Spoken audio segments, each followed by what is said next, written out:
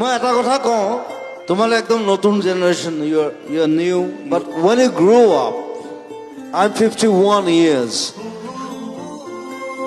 I'm 51, you are 21, 20, 31, but তোমালোকে জীৱনটো যেতিয়া যাব, আগুৱাই যাব, you'll feel something, the romanticism, you are losing it.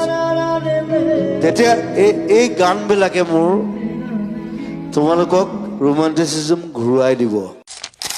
মোৰ কবিতাৰ ছন্দ গানৰ সুৰ বুজিবা তুমি সেইদিনা, যিদিনা মই নাথাকিম জানা তোমাৰ প্ৰিয় গীত গাবলে।